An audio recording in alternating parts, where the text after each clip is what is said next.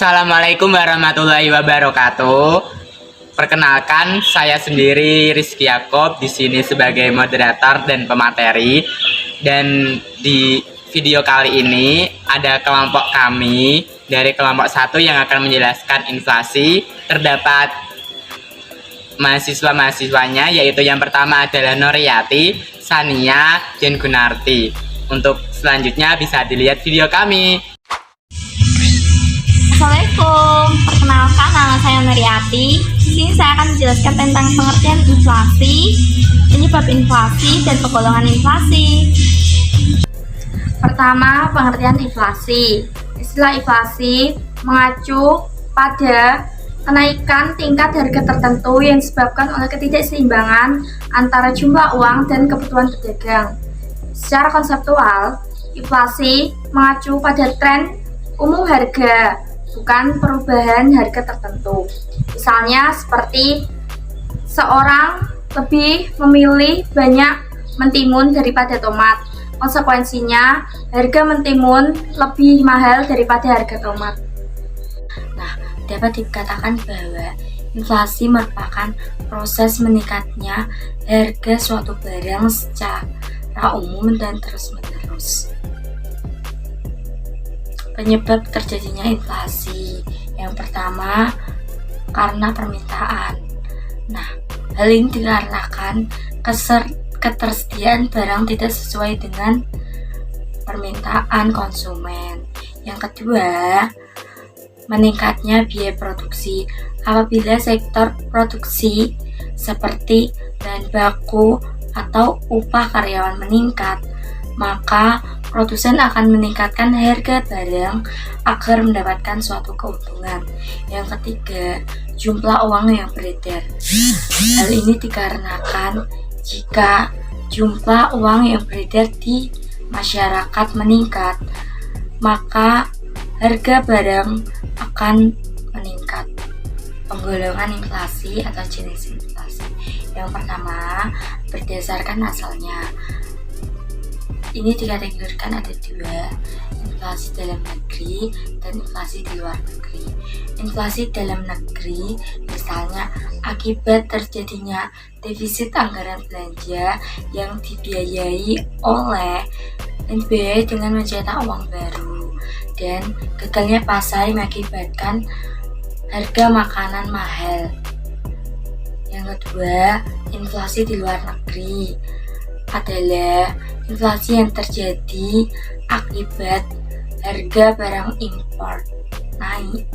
Yang kedua, berdasarkan besarnya cakupan pengaruh terhadap harga dikategorikan ada dua. Yang pertama, inflasi tertutup. Nah, inflasi tertutup ini apa sih? Inflasi tertutup adalah kenaikan harga yang berkaitan hanya pada satu atau dua barang saja. Sedangkan yang kedua, inflasi terbuka. Nah, inflasi terbuka itu kenaikan harga secara umum. Jadi itu kenaikan harga meluas, bukan hanya pada satu atau dua barang saja. Tiga, berdasarkan keparahannya inflasi, dikategorikan ada 4. Yang pertama, inflasi ringan, kurang dari 10% per tahun. Yang kedua, inflasi sedang antara 10% sampai 30% per tahun.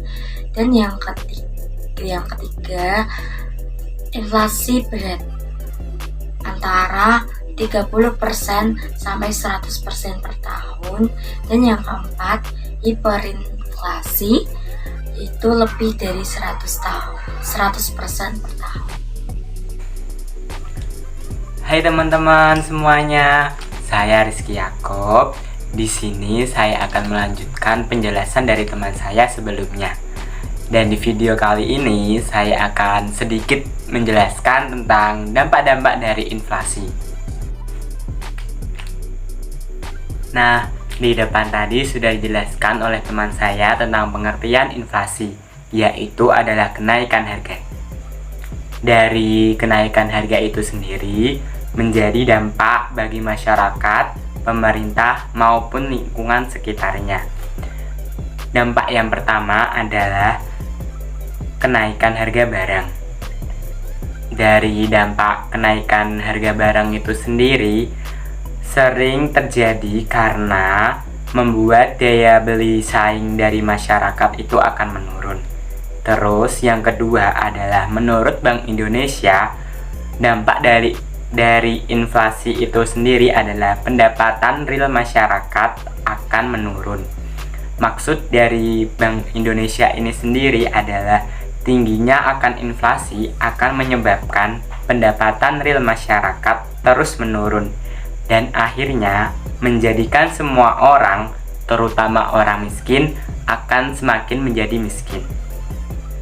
Yang ketiga adalah inflasi yang tidak stabil akan menyulitkan keputusan masyarakat dalam melakukan konsumsi, investasi, dan produksi, yang pada akhirnya akan menurunkan pertumbuhan ekonomi. Untuk selanjutnya, dampak dari inflasi itu sendiri adalah terhadap minat tabung.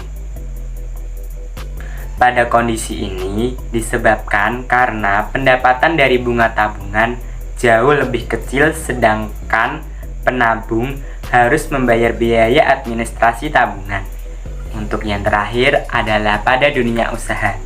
Pada dunia usaha sendiri memiliki dampak, yaitu biaya produksi semakin besar. Karena apabila inflasi tinggi, maka beban biaya untuk melakukan produksi akan menjadi besar, sehingga faktor produksi meningkat, laba bisa meningkat dan menurun secara drastis, atau PHK karyawan agar dapat membiayai biaya produksi itu sendiri. Nah, sekian penjelasan dari dampak-dampak dari inflasi itu sendiri. Untuk selanjutnya akan dijelaskan pada teman saya selanjutnya. Terima kasih. Hai teman-teman, di sini saya akan melanjutkan penjelasan dari teman saya, yaitu tentang peranan Bank Sentral bagi inflasi. Bank Sentral sangat berperan dalam inflasi dan sangat penting dalam mengendalikan inflasi. Dalam mengendalikan inflasi, Bank Sentral menjaga agar inflasi terkendali dan selalu berada pada nilai yang serendah mungkin dalam dunia perdagangan dan masih banyak lagi, atau pada posisi optimal bagi perekonomian dan mengontrol keseimbangan jumlah uang dan barang. Bank Sentral umumnya mengendalikan jumlah uang yang beredar untuk mengendalikan tingkat untuk bunga sebagai instrumen dalam mengendalikan akan harga. Terima kasih. Halo teman-teman, perkenalkan nama saya Karina Putaria Suara. Di video kali ini saya akan melanjutkan penjelasan dari teman saya. Nah, tadi kan sudah dijelasin dari pengertian, jenis, ciri-ciri, dan dampak dari inflasi. Di video kali ini saya akan menjelaskan bagaimana sih cara mencegah terjadinya inflasi. Inflasi merupakan kejadian ilmiah yang pasti terjadi dan tidak ada satupun negara yang dapat menghindari. Inflasi sendiri terbagi menjadi dua, yaitu kebijakan fiskal dan kebijakan moneter. Kebijakan fiskal sendiri merupakan kebijakan yang mengatur pengeluaran serta penerimaan. Kebijakan tersebut seperti menghemat pengeluaran dan menaikkan tarif pajak. Yang kedua merupakan kebijakan moneter. Kebijakan moneter sendiri merupakan kebijakan yang menjaga kestabilan moneter sehingga kesejahteraan masyarakat dapat ditingkatkan secara dari kebijakan. Kebijakan tersebut seperti membatasi jumlah uang yang beredar, contohnya seperti kebijakan diskonto. Kebijakan diskonto tersebut merupakan cara meningkatkan suku bunga dan kebijakan operasi terbuka dengan cara Bank Sentral mengurangi jumlah uang yang beredar dengan cara menjual surat utang negara atau SUN. Tapi selain kebijakan moneter dan kebijakan fiskal, pemerintah masih punya cara lain untuk mengatasi inflasi, seperti meningkatkan jumlah produksi dan meningkatkan jumlah barang, serta menetapkan harga barang maksimum untuk beberapa jenis barang. Oh, jadi seperti itu inflasi. Jadi pemerintah harus bisa mencegah terjadinya inflasi. Terus kenapa sih inflasi kok masih sering terjadi? karena meningkatnya harga barang setiap tahun dan pengeluaran lebih besar dari pendapatan. Penyebabnya seperti perputaran uang, hutang negara, peningkatan kebutuhan, dan kenaikan harga BBM. Nah, untuk itu, cara untuk mengembangkan dana dengan cara meningkatkan nilai suku bunga yang dapat mendorong masyarakat untuk menabung dapat dilakukan seperti investasi. Investasi sendiri berbagai macam cara seperti membeli emas, membeli properti, dan reksadana. Sekian penjelasan dari saya. Terima kasih. Nah, sekian penjelasan dari pemateri-pemateri di atas. Untuk selanjutnya dimohon untuk teman-teman bisa mengerti dari penjelasan tersebut. Sekian dan terima kasih. Jangan lupa di subscribe and like ya. Dadah!